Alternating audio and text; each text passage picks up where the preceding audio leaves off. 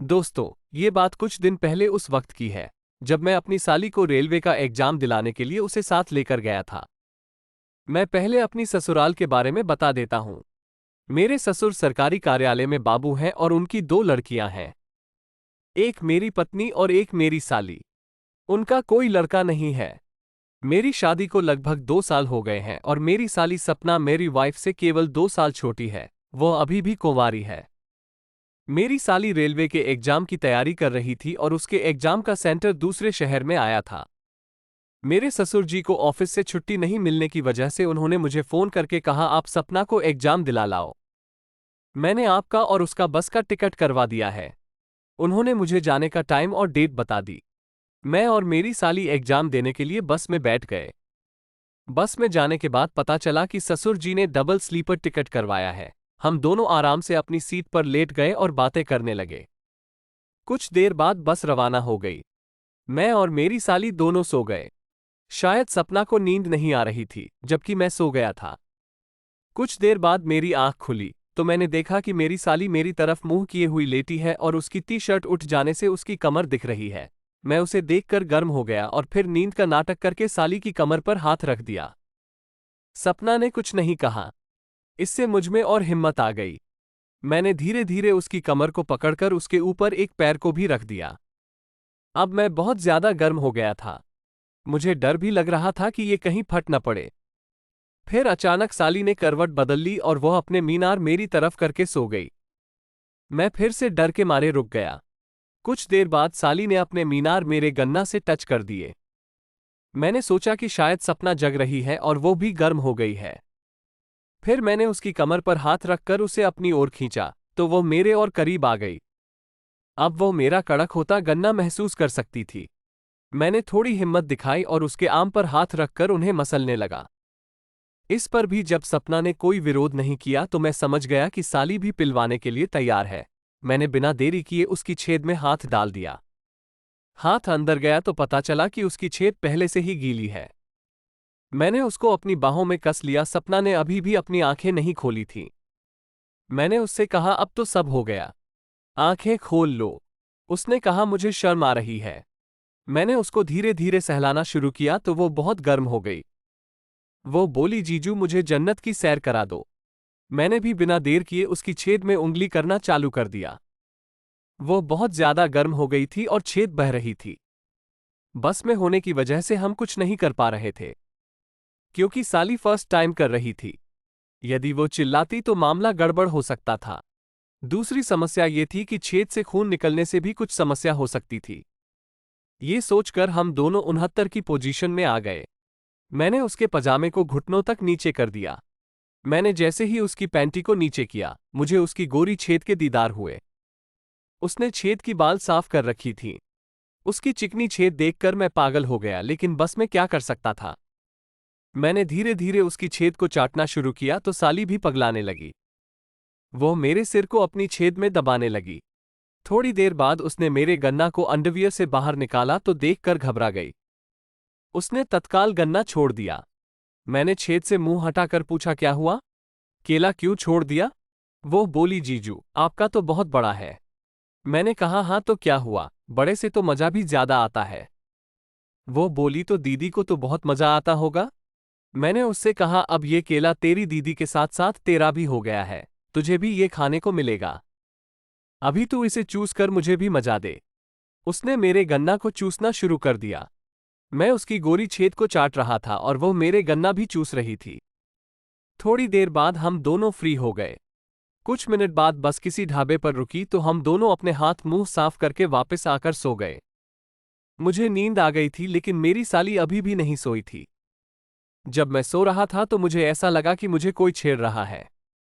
जैसे ही मैं जागा तो मैंने देखा कि मेरी साली मेरे गन्ना को सहला रही थी। मैंने कहा, नींद नहीं आ रही क्या?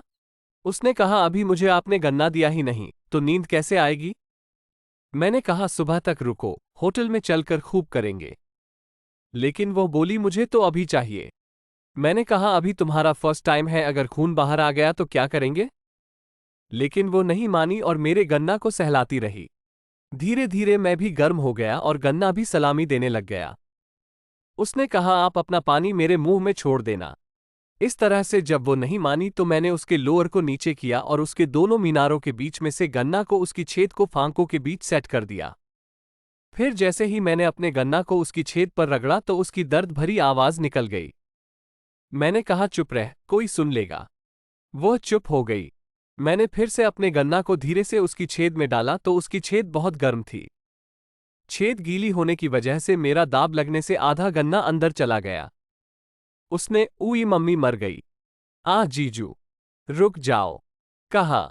जब उसने रुकने के लिए बोला और कहा बहुत दर्द हो रहा है, तो मैं रुक गया। जब खुद उसको अपनी छेद में हुए दर्द से इस बात का एहसास हुआ तो वो भी समझ गई कि पहले बार गन्ना छेद में लेना हंसी खेल नहीं है, इससे छेद फट सकती है और मामला बिगड़ सकता है। वो अब मान गई कि अभी नहीं करनी है, बस ऊपर ऊपर से रस झाड़ना ठीक है। उसने गन्ना को मुठ मारनी शुरू कर दी और मैंने उसकी छेद में उंगली करना शुरू कर दी। कुछ देर में हम दोनों झड़ गए। फिर हम दोनों ने प्लान बनाया कि एग्जाम होने के बाद दोनों मिलकर फुल नाइट करेंगे। उसके बाद हम दोनों सो गए। दूसरे दिन उसने एग्जाम दिया और होटल में वापस आ गए। शाम को वापसी की टिकट थी तो मैंने कैंसिल करवा दी और ससुर को फोन करके बता दिया कि हम लोगों की बस छूट गई है और अब हमारी टिकट अगले दिन की हुई है। ससुर के बाद मैंने अपनी पत्नी को भी बता दिया।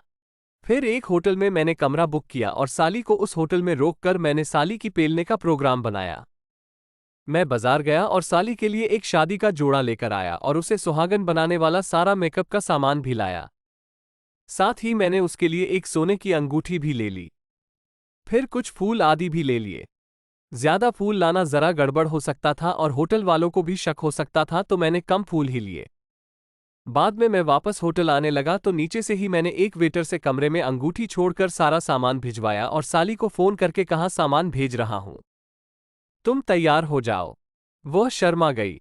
कुछ ही देर में उसके पास सामान पहुंच गया और वह कमरा सजाने के साथ साथ खुद को भी दुल्हन के जैसे सजाने संवारने लगी। मैंने भी होटल के बाहर का रास्ता पकड़ा और वोडका के 2 लार्ज पैगर अंदर पेल लिए। अब मैं कमरे में जाने का इंतजार करने लगा। तभी साली का फोन आया, जीजू कहाँ रह गए, मैं रेडी हूं, आप आ जाओ। मैंने कहा आज जीजू नहीं, बुलाओ जानू, बुलाओ ना। वो हंस दी और पत्नी के अंदाज में बोली, अजी सुनते हो, आपकी बड़ी याद आ रही है, किधर रह गए, जल्दी से आओ ना। पापा कसम। उसके इस अंदाज से मैं अंदर तक हिल गया और मैंने कहा बस जान अभी हाजिर हुआ, तुम्हारी याद में कुछ ले रहा था। वो बोली क्या ले रहे थे जान, मुझे भी तो बताओ। मैंने कहा तू पीना पसंद करे तो तेरे लिए भी ले आऊं। वो बोली आज तो हम तेरे हो गए सनम, जो मर्जी पिला दो, बस आ जाओ और कमरे को बस धक्का दे देना, आपकी जोरू आपका इंतजार करती मिलेगी। मैं उसकी इस बात से अंदर तक खुश हो गया। फिर मैंने उसकी पिला दो वाली बात पर ध्यान दिया तो समझ गया कि बंदी दारू पीने की बात समझ गई है और खुद भी पीने की बात कर रही है। मैंने वोडका का एक हाफ पैक कराया और कमरे की तरफ चल दिया। जाते समय मैंने एक काम शक्ति बढ़ाने वाली गोली का सेवन किया और गन्ना खड़ा करके कमरे के बाहर आ गया। कमरे को धक्का दिया तो दरवाजा खुल गया। अंदर नीले रंग की धीमी रोशनी थी और मेरी साली सुहाग का लाल जोड़ा पहनी हुई सेज पर दुल्हन के जैसे घुटने मोड़कर बैठी थी। उसने लंबा सा घूंघट लिया हुआ था। मैं बेहद खुश था। मैंने उसके करीब बैठकर उसका घूंघट उठाने के लिए हाथ बढ़ाया तो वो मादक आवाज में बोली, मुंह दिखाई नहीं दोगे जी। झट से मैंने अपनी जेब से उसके लिए ली हुई सोने की अंगूठी निकाली और उसकी अनामिका में पहना दी। फिर दुल्हन के लिबास में सजी हुई अपनी साली का घूंघट उठाकर देखा। आह, वो गजब लग रही थी। कुछ ही देर में वह मेरे आगोश में थी। मैंने देर न करते हुए साली के साथ 69 किया और छेद को एक बार झाड़ दिया। मेरा गन्ना पत्थर हो गया था। मैंने सोचा कि इसको ज्यादा दर्द न हो तो इसे एक पैग पिला देता हूं। मैंने उससे ये कहा तो वो फिल्मी अंदाज में बोली, जो चाहे पिला दो मेरे सरताज, आज आपकी लोड़ी आपके सामने हर तरह से बिछने को तैयार है। तब मैंने 2 पैगर बनाए और एक उसे पिला दिया, दूसरे पैगर मैंने उसकी आम और छेद पर डाल डालकर पी लिया। अब उसकी टांगें फैलाकर मैंने अपने मूसल को उसकी छेद की दरार पर सेट कर दिया और बिना कुछ कहे उसकी छेद में गन्ना पेल दिया। वो चिल्लाती, तब तक मैंने उसके मुंह को दबा दिया था और बिना रुके 4 धक्के मारकर गन्ना को पूरा अंदर पेल दिया था। 3 साली की छेद की सील फट गई थी और खून बहना शुरू हो गया था। कुछ ही देर बाद साली ने घरवाली बनकर मुझे मजा देना शुरू कर दिया था। सुबह के 4 बजे तक किया था। उसकी छेद सूजकर कचौड़ी बन गई थी और वो बुखार में तपने लगी थी। मैंने उसे दवा की गोली दिया और हम दोनों चिपक कर सो गए। तो दोस्तों, ये कहानी आपको कैसी लगी, प्लीज़ बताएं।